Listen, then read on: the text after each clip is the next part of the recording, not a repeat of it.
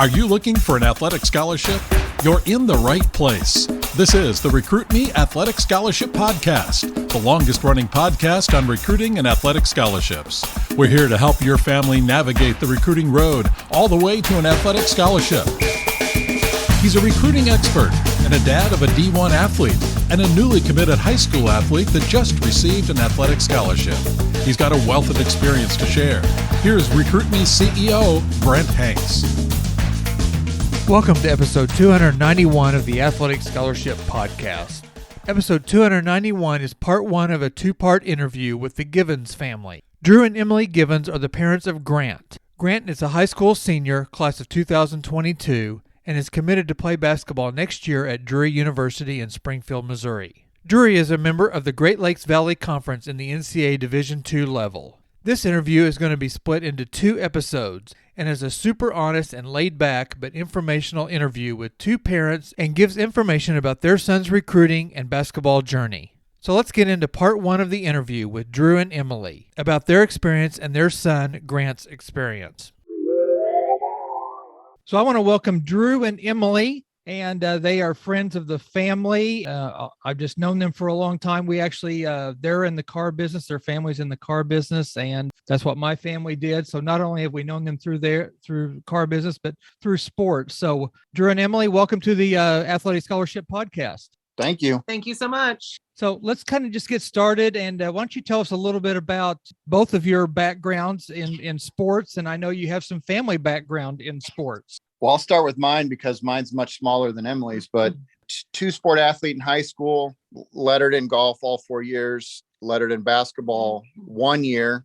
Then after high school, I had some opportunities to play at a smaller schools, Division II and Division III. I felt that I was a little better than that, so I just opted to attend the University of Nebraska at Lincoln, walked on. There were two cuts. I made it through the first one and missed the second cut by about 2 shots. And the coach basically said, I'm not ready for Division I golf. And that was the end of my golfing career as a college athlete. It didn't last long. Well, and it's competitive. I did an interview with Neil Stafford, Missouri State's golf coach, and we talked about how competitive it is and where he gets 7 to 1,000 emails per class just to come to try to play golf at Missouri State. So I can't imagine what Nebraska is like. So if you made that cut, you're still a pretty good golfer. I'm glad I'm not playing you right now. Well, it goes fast as you get older. You lose strength and all that other flexibility, all kinds of stuff. So Emily, what's some of your background and some of your family's background? Yeah, so I played basketball at Glendale High School and was an all-state basketball player. I never really felt like I was that good of a player, but, I think I was my own worst critic, but ultimately received a scholarship to play at University of Nebraska in Lincoln. Played there for 5 years. I actually had to redshirt my sophomore year because I blew out my knee, had an ACL tear. So that was not fun. And then I ultimately have had 7 surgeries on that knee and since had a knee replacement. So at the ripe old age of 45. So really basketball was my only focus all through high school. And so I never played volleyball or anything else. Got up there and just, loved my experience and wouldn't change a thing. So how did you find your way to Nebraska, or how did Nebraska find you? The path is very different now than it was then. Back in the day, it was, I remember I was at a team camp for Glendale up in St. Joe. We're at a team camp, and Coach Millison, who was my first year, she was the first year coach at Glendale that year. She actually had us enrolled at that team camp, and Nebraska came down to watch me actually. And I think I had a pretty good team camp, and ultimately they ended up bringing me up for an official visit and made me an offer. I had Missouri State. It was a year or two after they went to the Final Four. They had made me an offer. And the difference, I think, back then was just that we had AAU. Club wasn't as big. There wasn't really such thing as club. There was really just AAU. And Missouri was split in half, where half of the state went to St. Louis and the other half of the state tried out and played games up in Kansas City. And our team made it to nationals. we did very well. We had a heck of a team. And I actually ended up getting a lot of letters from coaches around the nation just from that. And it was just lucky that you have a good game whenever a certain coach is there. You get a letter. If you happen to have a bad game, when a coach, at a school that you might be interested in is there, you don't get a letter. You only get a little bit of time to show these coaches what you can do, and they move on to the next player. I actually had a pretty good national tournament my sophomore year, and I think things just kind of hopped from there. And then Nebraska ended up seeing me at this team camp my senior year, and that was that. Do you think Nebraska knew about you before you went to the team camp, or do you think they just saw you there for the first time at the team camp? Honestly, I think that I was very lucky in the fact that my basketball coach, Coach Millison, was very in tune with college coaches and knew what needed to happen in order for me to get a scholarship. I think she's a huge reason why a lot of coaches were also contacting me. I mean, I really feel like she was working for me. Yes. She really was helping to make contacts, and she was reaching out as much as the coaches were reaching out to me. I feel like she was reaching out to them saying, hey, I think I've got somebody here that you might want to look at.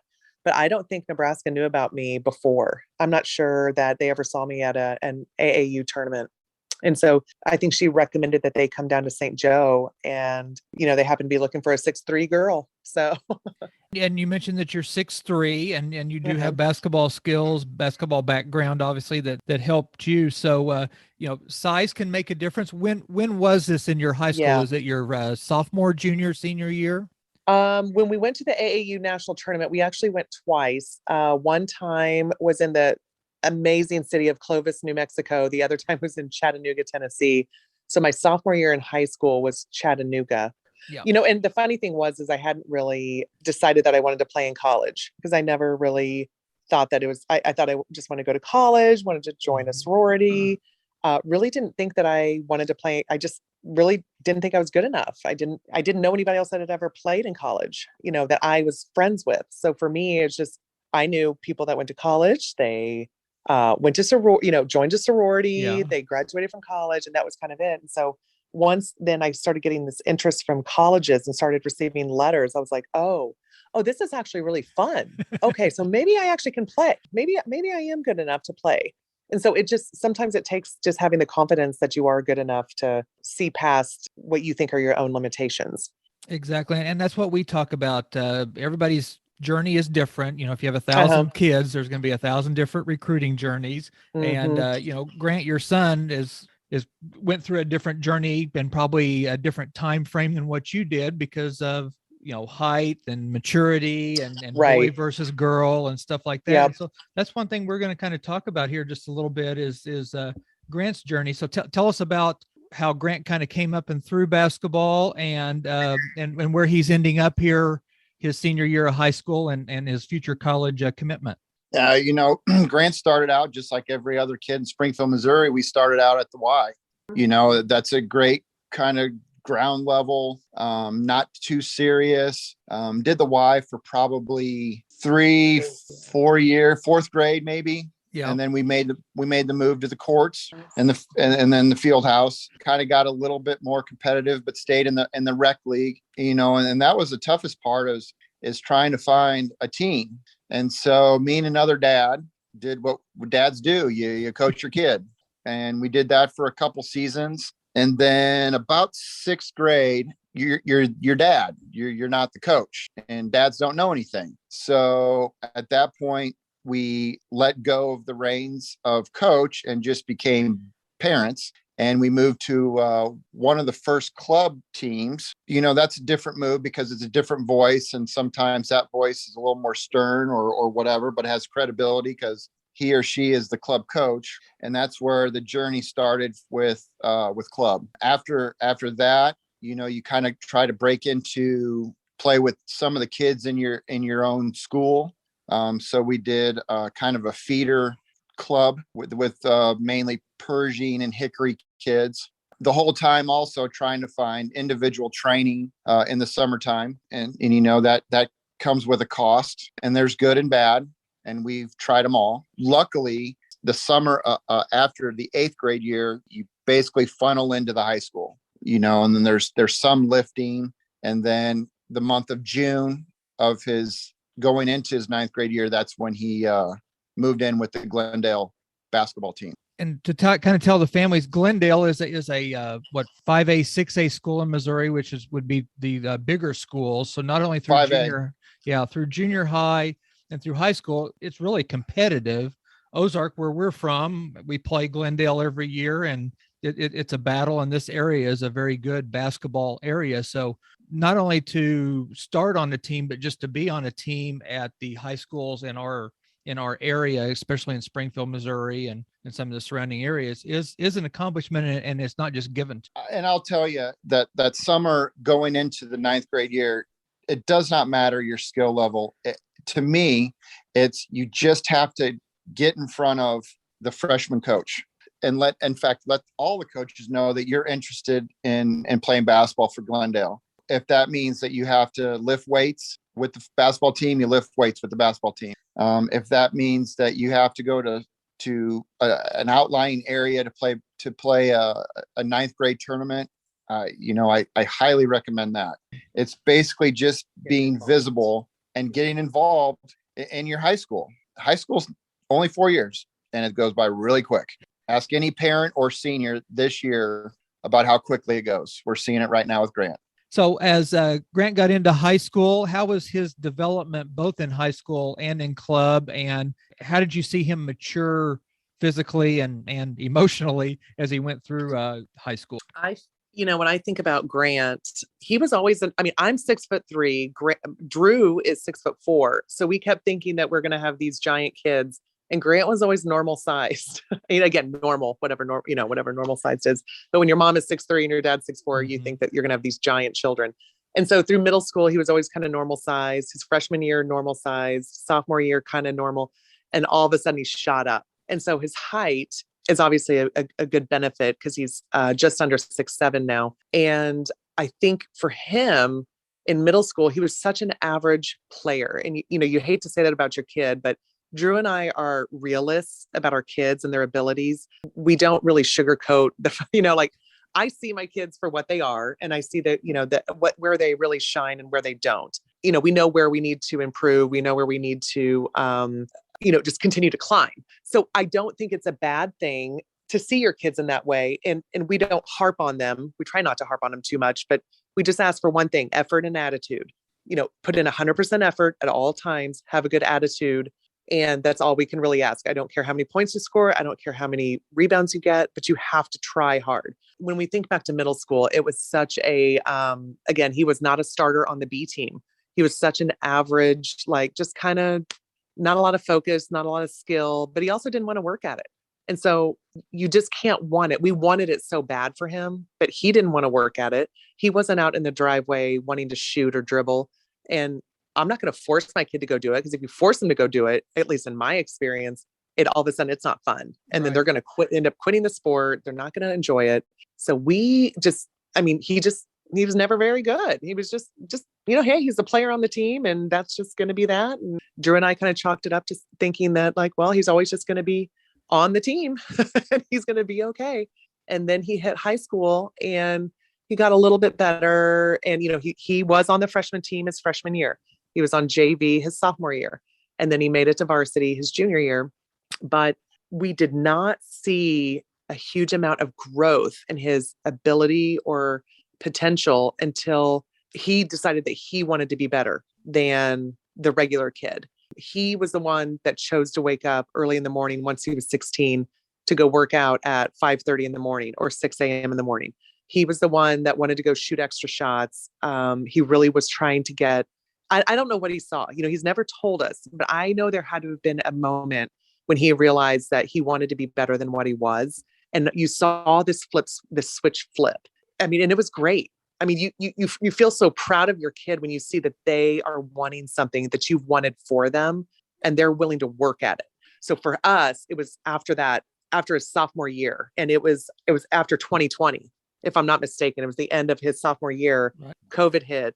And all of a sudden he was ready at the end of that season, because they were on JV and they were so average. They just weren't very good.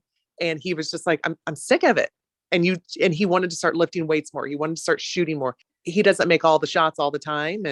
definitely not the best jumper, not the fastest kid, but he's really tried to perfect his shot and, just do so much more. And what we've seen and talking to his club coach from the flight, he's like, I have really seen Grant truly grow every year. Like every year he's gotten better. And if he had started this process earlier, we feel like, gosh, where could he be right now? If he hadn't waited till after his sophomore year, if he had started this a couple years earlier. But again, that has to come from within. That has to come from each individual child, deciding if they want to be that person. So, and I've got two sons, and one of them was they go do the work and never had to ask him to go do any work or anything like that. Sutton, the second one, he was like you were describing Grant. He did just what he needed to do in practice. And then Yep. somehow the switch flipped a little bit. Mm-hmm. And he got to see brother's success a little bit, and sometimes that can go both ways. Exactly. Where you're Yep. like, well, I can't be brother, but luckily they're different enough where he all of a sudden took off, and he has different skills. So it just takes something little. It just takes a little spark sometimes to for a kid. A lot. You mentioned when he turned 16, he started doing all this stuff. Well, a lot of times girls and braces getting off and cars drive you out of sports, and that kind of drove him back into sports. You have a family full of basketball players. Is that right, Emily? Correct. Yes. So give us a little background. It's kind of funny. I didn't realize the history until we really delved into it. And my brother Miles played basketball at Drury University for 4 years. So he was there from, I believe, I'm going to get this wrong, but I believe from 90 to 94. He played all 4 years. My dad played for 1 year and ultimately ended up focusing on golf at Drury. Right. My uncle played for 1 year also at Drury. And then my grandfather played for all 4 years. But interestingly enough, it was broken up by one of the wars by World War II. Yep. So he was there and he was playing. He played, it looked like for 2 years, had a couple years off, and then went back and finished his basketball career. So we have a long history of men on my side of the family who've gone on to play college basketball and been very athletic. It's just kind of cool. And Grant didn't realize it either. So when he had committed to Drury, he did not know the history of my family that had all gone there. Right. And you could really see whenever we brought it up to him how meaningful it was. He was like, oh my gosh. And he kind of got, it seemed like he got real nostalgic about it. It was pretty cool because it wasn't something that he did or really wanted to go there on purpose to, I got to keep this going. Got to keep, the Thompson family side going to Drury. But to find that out, I think it was really special to him. It's definitely special for Drew and I. My dad's brother, so my uncle, played there for half a year before he got drafted to World War II. So I'll have to ask my dad if he got to play with your grandfather. That's so cool. So, yeah. So tell us, Grant he's a senior at Glendale High School and having a great year. We played them, Ozark played them the other day. And so I got to watch him play. Mm-hmm. And then he is committed to go play at Drury University here in Springfield. So tell us kind of how that came about in his recruitment. When it comes to Drury, he's gone to the Drury basketball camps, for quite a few years. So he used to go to those camps, and we've always gone to Drury basketball games. But Drury, they brought in a new coach this year. Coach Hesser retired and Coach Foster came in last spring, and they watched him play. A couple of their assistant coaches watched him play this summer in club basketball and ultimately reached out, brought him on campus, and Grant got to watch them practice and see what he thought about it, and ultimately decided that he really liked the idea of staying close. He loves their facility. And I think that he's seen a lot of other schools' gyms. And for him, if you're going to be spending that much time, he loved the fact that it has such a nice atmosphere to it. And I think he likes the idea of his parents, even though that means we're close. I think he likes the idea of us being able to watch him play. Yeah, but he would never admit it. He would never admit that ever. But I do think that he kind of likes the idea of it. I have people ask me all the time, so what's the difference between high school and college? And I say, well, kids in high school don't want you to talk to them, and coaches don't want you to talk to them. And when they get into college, they actually want to talk to you, and coaches want you to talk to them. So yeah, it is exciting to have him close to home, and he can be far enough away. I'm sure he's 10 minutes away from your house. 10 minutes away, but my brother, when he went there, he basically said, you go off to college and you may be in the same town, but you feel like you're not in town. You don't go home all the time. I've had a lot of people ask me if he's going to live on campus. And I said, it's not an option. Like, I don't want him at home. I need him out of my house. He needs to be out of my house. I think all kids should live on campus, and they need to learn and grow and be a part of that campus environment. But he won't come home that often. There's no question. So he's going to have that feeling of being away, but knowing that we're right there to be able to watch him with the basketball. They'll keep him busy. When I went to college at Missouri State, I said, I even waved at people from Republican Nix. I was so lonely because I wanted to see somebody that I knew. So that's pretty bad. That's like you guys waving at Kickapoo people. So that's a whole different story. Yeah.